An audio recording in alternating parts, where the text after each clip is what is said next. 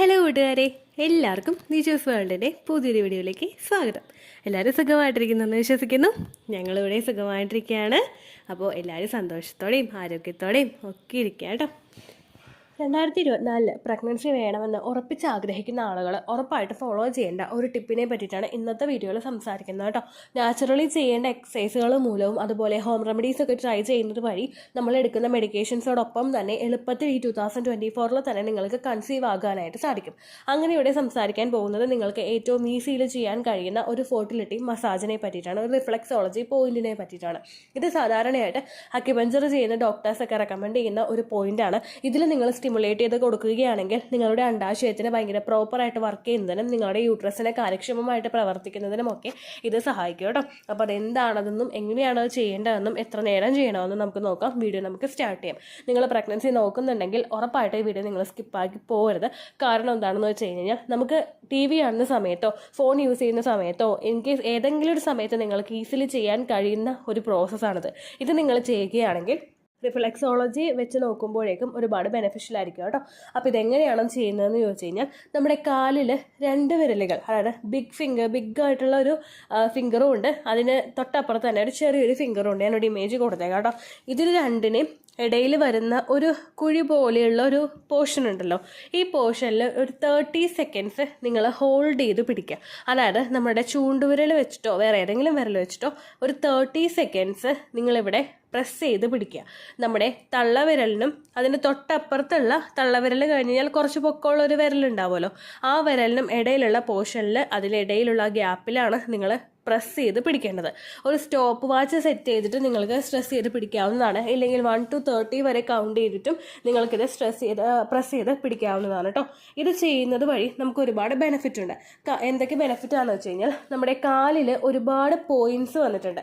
ഒരുപാട് നമ്മുടെ ശരീര അവയവങ്ങളെ ലിങ്ക് ചെയ്യുന്ന പോയിന്റ്സ് കാലിൽ ഫുഡ് റിഫ്ലെക്സോളജിയിൽ അടങ്ങിയിട്ടുണ്ട്. നിങ്ങൾ ജസ്റ്റ് ഗൂഗിൾ ചെയ്ത് കഴിഞ്ഞാൽ ഫുഡ് റിഫ്ലെക്സോളജി എത്രത്തോളം ഉണ്ടെന്ന് നിങ്ങൾക്ക് കാണാനായിട്ട് സാധിക്കും. നിങ്ങൾ തന്നെ ഞെട്ടിപ്പോകും. ഇത്രയും അവയവങ്ങളുടെ ഒരു എന്താ പറയുക, ഒരു എൻഡ് ഇവിടെ കാലിലാണോ എന്ന് വരെ നിങ്ങൾ ചിന്തിച്ചു പോകും. അപ്പോൾ ഈ ഫുഡ് റിഫ്ലെക്സോളജിയിൽ നമ്മൾ ചെയ്യുന്ന ഈ മെത്തേഡ് അല്ലെങ്കിൽ ഈ അക്യുപഞ്ചർ മെത്തേഡ് ഹെൽപ്പ് ചെയ്യുന്നത് നമ്മുടെ പീരിയഡ്സിനെ റെഗുലേറ്റ് ചെയ്ത് മുൻപോട്ടേക്ക് കൊണ്ടുപോകാനാണ്. PCOD ഉള്ള ആളുകൾക്കും തൈറോയ്ഡ് ഉള്ള ആളുകൾക്കും ഒബിസിറ്റി ഉള്ള ആളുകൾക്കും ഒക്കെ എക്സ്പെക്റ്റഡ് ഡേറ്റ് എപ്പോഴാണെന്ന് പ്രതീക്ഷിക്കാനായിട്ട് സാധിക്കാറില്ല. നമ്മൾ പീരിയഡ്സ് ഏതെങ്കിലും ഒരു ദിവസം നമുക്ക് വന്നാൽ പോരാ, എപ്പോഴാണോ നമുക്ക് പീരിയഡ്സ് വരുന്നത് ആ ദിവസത്തെ ഏറെക്കുറെ നമുക്ക് പ്രെഡിക്റ്റ് ചെയ്യാനായിട്ട് സാധിക്കണം. അങ്ങനെയെങ്കിൽ മാത്രമേ അതൊരു ഹെൽത്തി പീരിയഡ്സ് ആവുകയുള്ളൂ. അങ്ങനെ പ്രെഡിക്റ്റ് ചെയ്യാൻ സാധിക്കാതെ വന്നു കഴിഞ്ഞാൽ അത് ഇറഗുലർ മെൻസ്ട്രൽ സൈക്കിൾ ആകും. 21 ദിവസത്തിനേക്കാളും കുറവും 35 ദിവസത്തിനേക്കാളും കൂടുതലും, അതുപോലെ തന്നെ ഒരു മാസത്തിൽ ഏത് ദിവസം പീരിയഡ്സ് വരുമെന്ന് കൃത്യമായിട്ട് പ്രവചിക്കാൻ കഴിയാത്ത അത്രയും ഇറഗുലർ ആകുന്നതുമൊക്കെ നിങ്ങളിൽ ഹോർമോണൽ ഇംബാലൻസസ് ഉള്ളതിൻ്റെ സൂചനയാണ്. ഇത് റെഗുലേറ്റ് ചെയ്ത് കഴിഞ്ഞാൽ മാത്രമേ നിങ്ങൾക്ക് പ്രഗ്നൻസി പോസിബിൾ ആവുകയുള്ളൂ. ഒരുപാട് പേര് തെറ്റിദ്ധരിക്കുന്ന ഒരു കാര്യമുണ്ട്, എനിക്ക് ഏതെങ്കിലും ഒരു ദിവസം പീരിയഡ്സ് വരുന്നുണ്ടല്ലോ, ബ്ലഡ് എനിക്ക് കാണുന്നുണ്ടല്ലോ, അപ്പോൾ ഞാൻ പ്രഗ്നൻ്റ് ആകാനായിട്ട് എന്താണ് തടസ്സം ഉണ്ടാകുന്നതെന്ന് ചോദിക്കുന്ന ഒരുപാട് പേരുണ്ട്. നമുക്ക് കൃത്യമായിട്ട് എന്നാണ് ഓവുലേഷൻ ഡേറ്റ് അത് കണ്ടുപിടിക്കാൻ സാധിച്ചു കഴിഞ്ഞാൽ നിങ്ങൾക്ക് ഫോളിക്കുലർ ഫേസും ലൂട്ടിയൽ ഫേസും കൃത്യമായിട്ട് വർക്ക് ചെയ്യുന്നു എന്ന് പറയാനായിട്ട് സാധിക്കും. ഫോളിക്കുലർ ഫേസിൽ നമുക്ക് വേണ്ട ഈസ്ട്രോജൻ ഹോർമോണും ലൂട്ടിയൽ ഫേസിൽ നമുക്ക് വേണ്ട പ്രൊജസ്ട്രോൺ ഹോർമോണും കൃത്യമായിട്ട് വർക്ക് ചെയ്യുമ്പോഴാണ് ഇത് നടക്കുന്നത്. അങ്ങനെ നിങ്ങളുടെ പീരിയഡ്സിനെ റെഗുലേറ്റ് ചെയ്യാൻ വേണ്ടിയിട്ട് ഇത് സഹായിക്കുന്നു. അപ്പോൾ ഓവുലേഷൻ നടക്കാൻ ബുദ്ധിമുട്ടുള്ളവരും അതുപോലെ ഇറഗുലർ മെൻസ്ട്രൽ സൈക്കിൾ ഉള്ളവർക്കും ഈ ഒരു എക്സസൈസ് ഫോളോ ചെയ്യാവുന്ന, ഈ ഒരു റിഫ്ലെക്സോളജി പോയിന്റ് അല്ലെങ്കിൽ അക്യുപഞ്ചർ പോയിന്റ് ഫോളോ ചെയ്യാവുന്നതാണ്. രണ്ടാമതായിട്ട് അണ്ടാശയത്തിൽ നിന്നും കൃത്യമായിട്ട് അണ്ടം റിലീസ് ചെയ്യാത്തവർക്ക്, ഇൻ കേസ് എന്തെങ്കിലും മെഡിസിൻസ് ഒക്കെ എടുത്തിട്ട് പ്രഗ്നൻസി നോക്കുന്നവർക്ക്, അണ്ടം വളരാൻ വേണ്ടിയിട്ട് മെഡിസിൻസ് ഒക്കെ എടുക്കുന്നവർക്ക് അവരുടെ ഓവറീസിനെ കുറേയും കൂടി ഒന്ന് സ്റ്റിമുലേറ്റ് ചെയ്ത് കൊടുക്കുന്നതിന് ഇത്തരത്തിലുള്ള എക്സസൈസുകൾ, ഇത്തരത്തിലുള്ള പോയിന്റ്സ് സഹായിക്കുന്നു. ഓവറീസിനെ സ്റ്റിമുലേറ്റ് ചെയ്ത് കഴിയുമ്പോൾ നമ്മുടെ ലെഫ്റ്റ് സൈഡാണെങ്കിലും റൈറ്റ് സൈഡിലാണെങ്കിലും സ്റ്റിമുലേറ്റ് ചെയ്ത് കഴിയുമ്പോൾ ഫോളിക്കിൾ കൃത്യമായിട്ട് മൂപ്പെത്തി അത് തനിയെ പൊട്ടുന്നതിന് അത് സഹായിക്കുന്നു. ഇൻ കേസ് നിങ്ങൾ മെഡിസിൻസ് എടുത്തിട്ടാണ് അത് റപ്ചർ ചെയ്യിക്കുന്നതെങ്കിൽ കൂടി തന്നെയും ആ പൊട്ടി വരുന്ന അണ്ടത്തിന് അതിൻ്റേതായിട്ടുള്ള ക്വാളിറ്റിയും പെർഫോമൻസും ഒക്കെ വർദ്ധിപ്പിക്കാൻ വേണ്ടിയിട്ട് ഈ ഒരു പോയിന്റിൽ സ്റ്റിമുലേറ്റ് ചെയ്ത് കൊടുക്കുന്നത് നിങ്ങളെ സഹായിക്കുന്നു. അടുത്ത ബെനിഫിറ്റ് എൻഡോമെട്രിയൽ ലൈനിങ് പ്രവർത്തനം കൃത്യമായിട്ട് നടക്കുന്നതിനും യൂട്രസിന്റെ പ്രവർത്തനം കൃത്യമായിട്ട് നടക്കുന്നതുമാണ്.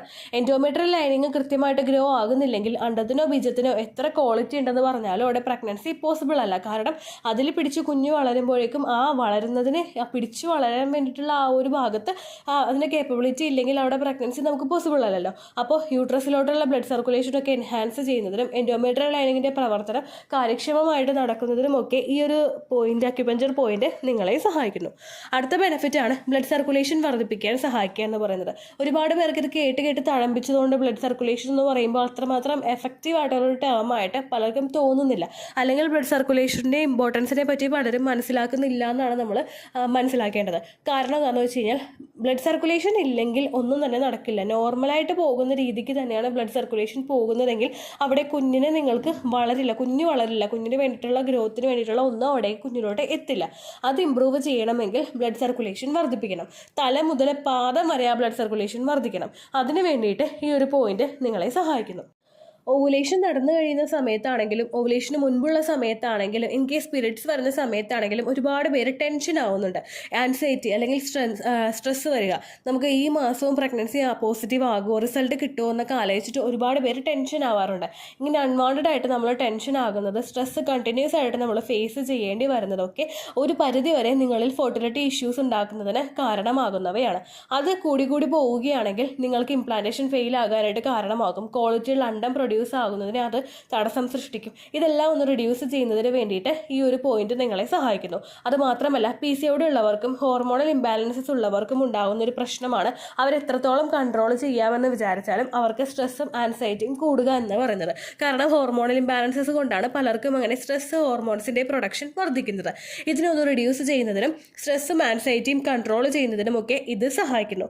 അടുത്തത് മൈഗ്രെയിൻ പോലുള്ള ബുദ്ധിമുട്ടുകൾ ഉള്ളവർക്ക് അല്ലെങ്കിൽ ഹെഡേക്ക് കണ്ടിന്യൂസ് ആയിട്ട് വരുന്നവർക്കൊക്കെ അതൊന്ന് നിയന്ത്രിച്ചു കൊണ്ടുപോകുന്നതിന് ഇത് സഹായിക്കുന്നു. ഹെഡേക്ക് പോലുള്ള ബുദ്ധിമുട്ടുകളൊക്കെ വരുമ്പോഴേക്കും പലരും ഇപ്പോൾ ജോലിക്ക് പോകുന്നവരൊക്കെ ആണെങ്കിലോ ഡേ ടു ഡേ ആക്ടിവിറ്റീസിനെ അഫക്റ്റ് ചെയ്യുന്ന തരത്തിൽ ഹെഡേക്ക് വരുന്നുണ്ടെങ്കിലോ പെയിൻ കില്ലേഴ്സ് ഉപയോഗിക്കുന്ന ഒരുപാട് പേരുണ്ട്.